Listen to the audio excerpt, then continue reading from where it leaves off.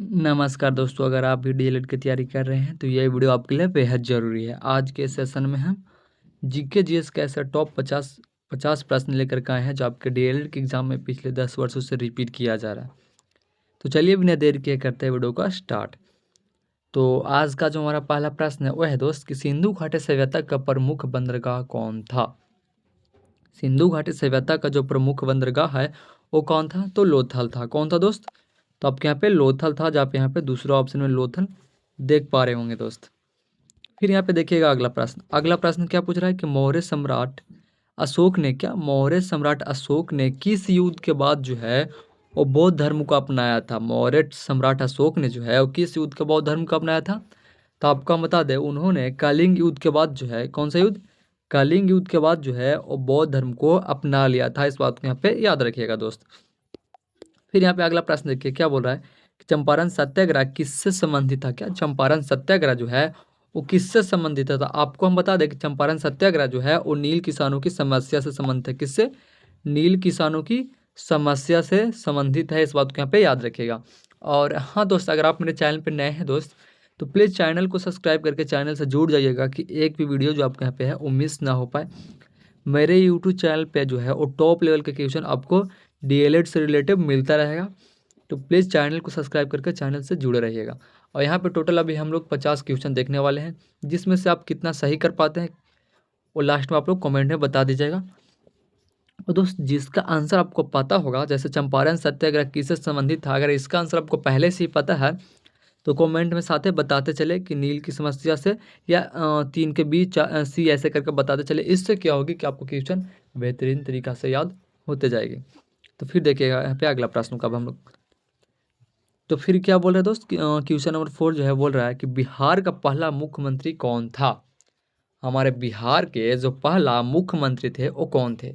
तो आपको हम बता दें दोस्त कि हमारे बिहार का जो पहला मुख्यमंत्री थे वो श्री कृष्णा सिंह थे। कौन थे, श्री कृष्णा सिंह थे, जो आपके यहाँ पे पहला ऑप्शन में देख पा रहे होंगे दोस्त। अगर इसका आंसर आपको पहले से पता है तो कमेंट साथ ही बताते चले। फिर यहाँ पे देखिएगा महात्मा गांधी पहली बार बिहार कब आए। क्या महात्मा गांधी, जिसको हम लोग बापू के नाम से जानते हैं, वो पहली बार बिहार कब आए थे। तो आपको हम बता दें पहली बार बिहार जो है 1917 में आए थे। कब आए थे, तो आपको यहाँ पे 1917 में आए थे। नील की खेती की समस्या के लिए वहाँ पे आंदोलन के लिए आए थे। इस बात को यहाँ पे याद रखिएगा। चंपारण सत्याग्रह आंदोलन के लिए जो है 1917 में गांधी जी पहली बार पटना में आए थे। इस बात को यहाँ पे याद रखिएगा। फिर यहाँ पे देखिए क्या बोल रहा है प्रश्न, क्वेश्चन नंबर 6 है, बोल रहा है कि निम्नलिखित में से कौन सा नगर बौद्ध धर्म से जुड़ा है। ऑप्शन दिया हुआ है, इसमें से बोल रहा है कि कौन सा ऐसा नगर है जो बौद्ध धर्म से जुड़ा हुआ है। तो यहाँ पे देखिएगा पहला ऑप्शन में यहाँ पे राजगीर दिया हुआ है, दूसरा ऑप्शन में गया दिया हुआ है, चौथा ऑप्शन में वैशाली दिया है, और जो तीसरा में वैशाली, और चौथा में यहाँ पे सभी दिया हुआ है। तो यहाँ पे पूछ रहा है कि कौन सा नगर जो है वो बौद्ध धर्म से जुड़ा है। तो आपको यहाँ पे करेक्ट आंसर डी हो जाएगा। क्या हो जाएगा, डी हो जाएगा। राजगीर भी हो जाएगा, गया भी हो जाएगा, और वैशाली भी हो जाएगा। क्या हो जाएगा, ये तीनों जो है वो बौद्ध धर्म से जुड़े हुए हैं, इसलिए इसका करेक्ट आंसर जो आपके यहाँ पे है डी हो जाएगा। उम्मीद करता हूँ कि क्वेश्चन को आप समझ ही गए होंगे। फिर यहाँ पे देखिएगा अगला प्रश्न क्या बोल रहा है कि भारत छोड़ो आंदोलन जो है उसकी शुरुआत कब हुई थी।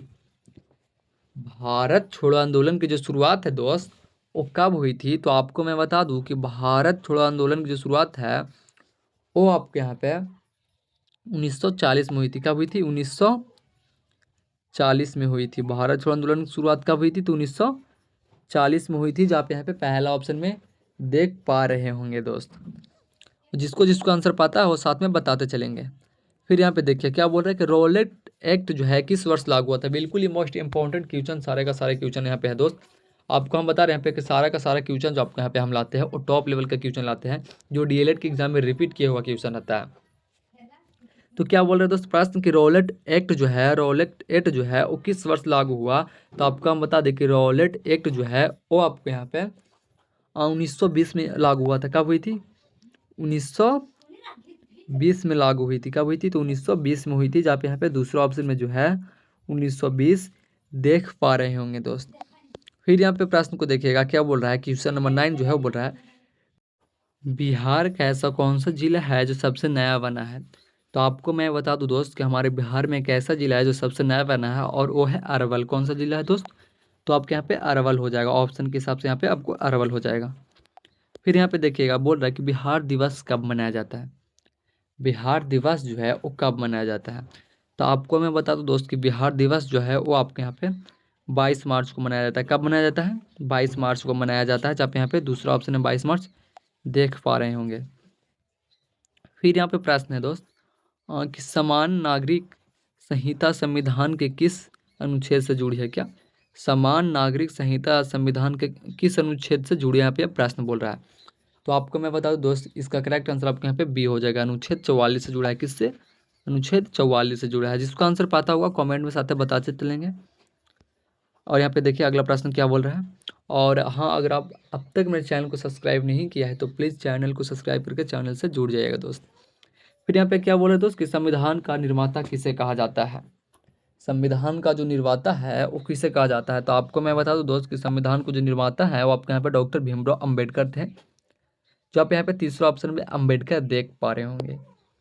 फिर यहाँ पे अगला प्रश्न को देखिएगा। अगला प्रश्न क्या बोल रहा है कि भारतीय संविधान का कौन सा भाग जो है वो मौलिक अधिकारों से संबंधित है? क्या हमारे भारतीय संविधान में ऐसा कौन सा भाग है जो मौलिक अधिकारों से संबंधित है? जो मौलिक अधिकारों से संबंधित है। तो इसका करेक्ट आंसर आपको यहाँ पे सी हो जाएगा। भाग 3 कौन? भाग 3 ऐसा है जो मौलिक अधिकारों को उसमें यहाँ पे वर्णन किया गया है। किसमें? भाग 3 में किया गया है। इस बात को यहाँ पे याद रखिएगा। फिर यहाँ पे देखते हैं अगला प्रश्न। क्वेश्चन नंबर 14वीं है, वो बोल रहा है कि राज्यसभा में सदस्यों का जो कार्यकाल होता है वो कितना होता है? राज्यसभा के सदस्यों का जो कार्यकाल होता है दोस्त, राज्यसभा के सदस्यों का जो कार्यकाल होता है वो आपको मैं बता दूं कि 6 वर्षों की होती है। कितने होती है? 6 वर्षों की होती है। इसका करेक्ट आंसर आपको यहाँ पे सी हो जाएगा, 6 वर्षों की होती है। फिर यहाँ पे प्रश्न है कि संविधान सभा के प्रारूप समिति के जो अध्यक्ष थे वो कौन थे? तो आपको मैं बता दूं दोस्त कि जो संविधान सभा के प्रारूप समिति के अध्यक्ष थे वो आपके यहाँ पे डॉक्टर भीमराव अम्बेडकर थे। कौन थे? अम्बेडकर थे। जो आप यहाँ पे तीसरा ऑप्शन में अम्बेडकर देख पा रहे होंगे। फिर यहाँ पे अगला प्रश्न को देखिएगा। क्या बोल रहा है कि पंचायत राज व्यवस्था किस संविधान संशोधन से लागू हुई है? क्या पंचायती राज व्यवस्था जो है वो किस संविधान संशोधन से लागू हुई है? तो आपको मैं बता दूं दोस्त, इसका करेक्ट आंसर जो आपको यहाँ पे है वो बी हो जाएगा। क्या? 73वां संविधान संशोधन से। क्या? 73वां संविधान संशोधन से।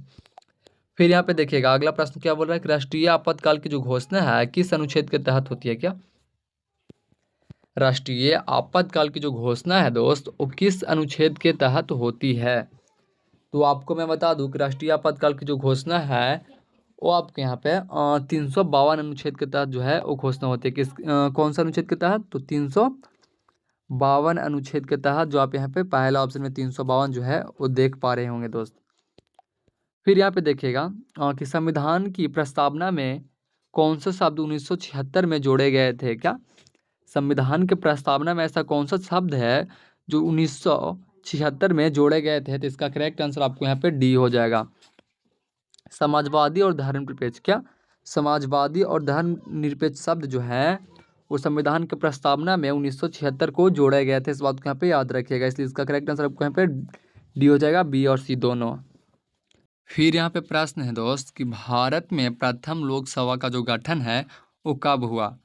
हमारे भारत में जो प्रथम लोकसभा का गठन हुआ था वो कब हुआ था? तो आपको मैं बता दूं कि हमारे भारत में जो प्रथम लोकसभा गठन हुई थी वो आपके यहाँ पे 1952 में हुई थी। कब हुई थी? 1952 में हुई थी। जो आप यहाँ पे चौथा ऑप्शन में देख पा रहे होंगे दोस्त। फिर यहाँ पे देखिएगा अगला प्रश्न। अगला प्रश्न क्या बोल रहा है कि राष्ट्रपति के चुनाव की प्रक्रिया जो है किस प्रकार की होती है? क्या राष्ट्रपति के चुनाव की जो प्रक्रिया है वो किस प्रकार होती है? तो आपको मैं बता दूं दोस्त कि राष्ट्रपति के जो चुनाव की प्रक्रिया है वो आपको यहाँ पे प्रत्यक्ष मतदान के रूप में होती है। कैसे होती है? प्रत्यक्ष मतदान के रूप में, प्रत्यक्ष मतदान के रूप में होती है। जो आप यहाँ पे दूसरा ऑप्शन में देख पा रहे होंगे। फिर यहाँ पे अगला प्रश्न को देखिएगा। क्या बोल रहा है? क्वेश्चन नंबर 21 बोल रहे हैं कि भारत का ऐसा कौन सा राज्य जो है वो सबसे बड़ा क्षेत्रफल में है? क्या हमारे भारत में ऐसा कौन सा राज्य है जो क्षेत्रफल के अनुसार सबसे बड़ा है? तो वो आपके यहाँ पे करेक्ट आंसर सी हो जाएगा, राजस्थान। क्या राजस्थान एक ऐसा राज्य है जो आपके यहाँ पे पूरे भारत में क्षेत्रफल के अनुसार सबसे बड़ा राज्य है। क्या क्षेत्रफल के अनुसार सबसे बड़ा राज्य है? इस बात को यहाँ पे याद रखिएगा। सारे क्वेश्चन जो आप यहाँ पे आपको है वो टॉप लेवल का क्वेश्चन है जो डीएलएड के एग्जाम में रिपीट किया जाता है दोस्त। और अगर आप अब तक मेरे चैनल को सब्सक्राइब नहीं किया है तो प्लीज़ चैनल को सब्सक्राइब करके चैनल से यहाँ पे जुड़ जाइएगा कि एक भी वीडियो जो आपके यहाँ पे है वो मिस ना हो पाए। फिर यहाँ पे प्रश्न क्या बोल रहा है कि सबसे लंबी नदी कौन सी है, क्या सबसे लंबी नदी जो है आपके यहाँ पे वो कौन सी है। तो आपको मैं बता दूँ सबसे लंबी नदी जो है ऑप्शन के हिसाब से आपके यहाँ पे है गंगा हो जाएगी। क्या हो जाएगी, गंगा हो जाएगी।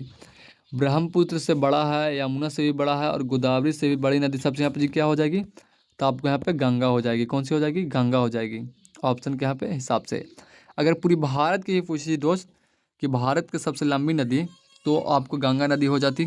अगर पूरा विश्व की पूछती, पूरी दुनिया की अगर पूछती कि पूरी दुनिया की सबसे लंबी नदी तो आपके यहाँ पे नील नदी हो जाएगी। क्या हो जाएगी, अगर दुनिया की पूछेगी तो आपको यहाँ पे नील नदी हो जाएगी। इस बात को भी यहाँ पे याद रखिएगा दोस्त। फिर यहाँ पे देखिए कि विश्व का सबसे ऊंचा पठार कौन सा है, पूरा विश्व में जो सबसे ऊंचा पठार है वो कौन सा है। तो आपको मैं बता दूं दोस्त कि पूरा विश्व में जो ऊंचा पठार है वो आपको यहाँ पे तिब्बत पठार है। कौन सा पठार है, तिब्बत पठार है, जो आप यहाँ पे तीसरा ऑप्शन में तिब्बत पठार देख पा रहे होंगे दोस्त। फिर यहाँ पे अगला प्रश्न को देखिएगा। अगला प्रश्न क्या बोल रहा है दोस्त कि भारत की उत्तरी सीमा किस पर्वत श्रृंखला से घिरी है। क्या हमारी भारत की जो उत्तरी सीमा है वो किस पर्वत श्रृंखला से घिरी हुई है। तो आपको मैं बता दूं कि हमारे भारत की जो उत्तरी सीमा है वो आपके यहाँ पे हिमालय पर्वत श्रृंखला से घिरी हुई है। किससे घिरी हुई है, हिमालय पर्वत श्रृंखला से घिरी हुई है, जो आप यहाँ पे तीसरा ऑप्शन में हिमालय पर्वत श्रृंखला देख पा रहे होंगे। फिर यहाँ पे अगला प्रश्न को देखिए। अगला प्रश्न क्या बोल रहा है कि बिहार का ऐसा कौन सा जिला जो है वो सबसे अधिक जनसंख्या घनत्व वाला है। क्या बिहार का ऐसा कौन सा जिला जो है वो सबसे अधिक जनसंख्या घनत्व वाला है, तो वो आपके यहाँ पे शिवहर हो जाएगा। क्या हो जाएगा, शिवहर हो जाएगा।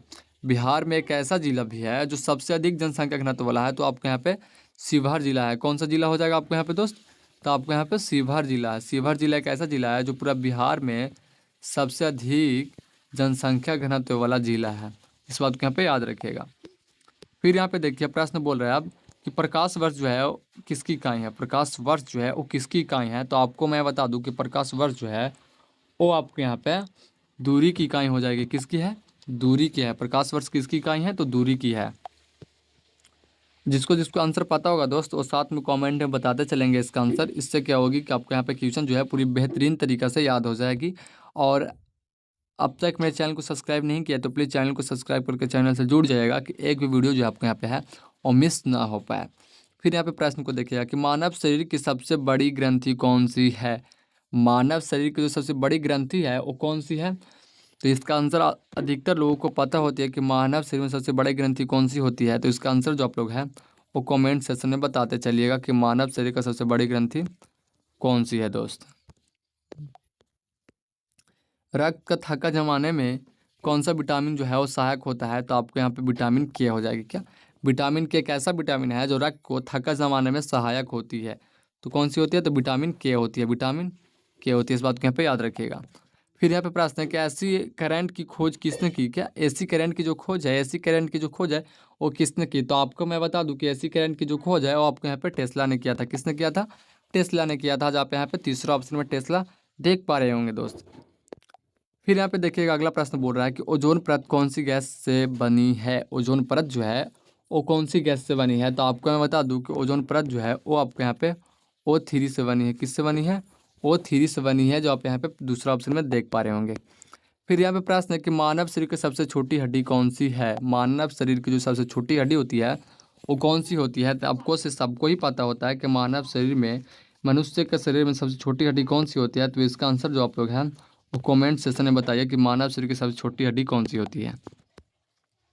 और जल का रासायनिक सूत्र भी जो है वो भी आप यहाँ पे कमेंट में बता दीजिए। जल का रासायनिक सूत्र आपके यहाँ पे क्या होता है कमेंट में बता दीजिएगा, आपको सबको ही पता होता है।